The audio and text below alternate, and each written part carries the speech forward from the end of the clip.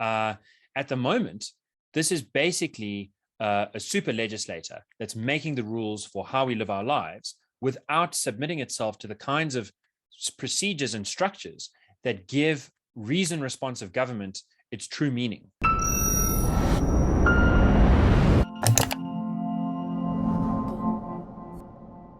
South Africa has passed 600 days under its coronavirus lockdown.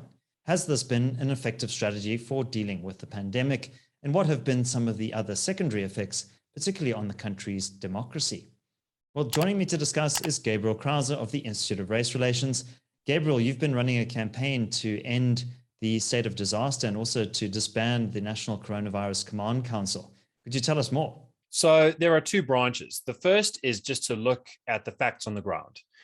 600 days of lockdown, an extension of the state of disaster that the Command Council depends upon for its regulatory authority. And yet we have had for the last month, the lowest death and caseload that this country's seen since the peak of the first wave.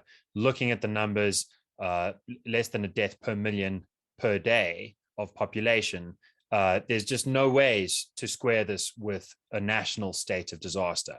So looking at the facts right now, it makes no sense for the Command Council to enjoy its supererogatory powers. Looking at what the Command Council has achieved or failed to achieve, more precisely, it's clear that this institution is not fit for purpose. The extraordinary and emergency procurement procedures have been abused. The ability to curtail viral spread is undemonstrated at best. At worst, the data seems to indicate that waves have come and gone regardless of Command Council interventions. Various bits of regulation have been struck down by the courts. I'm thinking of hot food not being allowed to be sold, but takeaways are allowed and so on. We can all remember open-toed shoes, the challenges against tobacco bans, the likelihood of a returning alcohol ban. But more generally, there's this question about what role Parliament has in all of this. And through Parliament, what role does the ordinary citizen have? And at the moment, the answer is basically nothing. Enjoying this analysis? Click here to sign up for our 30-day free trial for more content from the CIA. So, Gabriel, the extraordinary powers that were granted to the National Coronavirus Command Council raises some, I think, quite critical questions around democratic accountability in South Africa. What are some of the problems there that you're identifying, and how do you suggest that we move forward from what was essentially emergency powers, which are now been kind of baked in and institutionalized? That's exactly right. So South Africa's constitutional structure has a separation of powers. You've got the executive, which is able to roll out regulations and enforce the law. You've got the judiciary that's supposed to check up on whether that's being done properly. And then you've got the legislature, Parliament, which is supposed to come up with what those rules are. Critically, when Parliament comes up with a rule that changes how you or I live, or any South African or any resident, there's a process. Parliament has to consult the public. Parliament has to explain itself to the public. Parliament has to hear what the public has to say and go through the political contestation of various parties before settling on what the best version of the rules is going to be, on what the law shall be. There is none of that with the Coronavirus Command Council. Unless a citizen or a group manages to take a particular regulation to court, there is no record of what the rationale is behind NCCC regulations. Those regulations can be as extensive as curfews and lockdowns and preventing people from being able to go to work, or they can be as slight as whether you're allowed to wear open-toed shoes. But to figure out what the rationale is behind it, you need to go to court. That is just not how the democracy that we're in is supposed to work. It renders Parliament basically an afterthought, if it's thought of at all.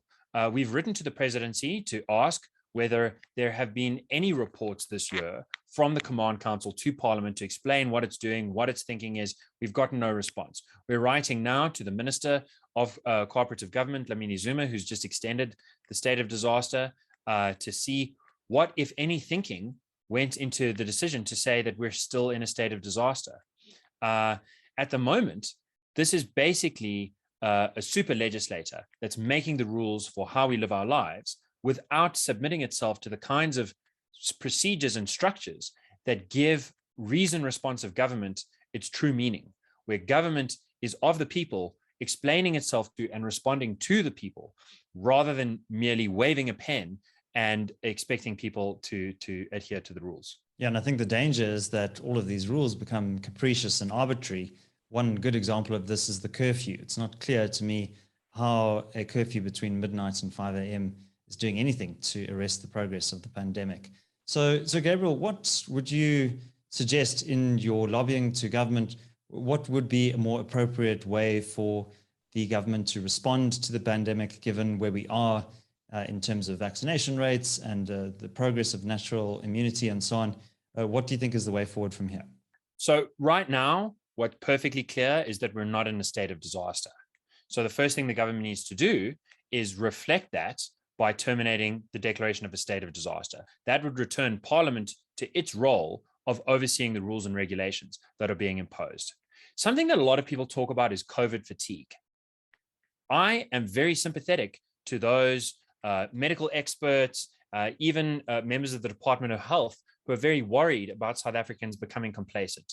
There's some serious evidence to suggest that South Africa is in a UK-style situation where a fourth wave would largely be in cases, but not in deaths, because of our combination of convalescent protection and vaccination. But it's not perfectly obvious that that's going to be what happens. It might go the other way. If we do have a serious fourth wave, government will be so much more effective and South Africans will be so much more alert if we don't have this lockdown fatigue, which is really the fatigue that I think people are talking about when they talk about COVID fatigue. 600 days of perpetual lockdown, perpetual alarmism, all the bells and whistles screaming that right now is a state of disaster, right now is a terror. People look at the numbers, people look outside and they see that's not reality. That undermines the credibility of any government response going forward when or if the time does come. So the thing to do right now is respond to the facts on the ground.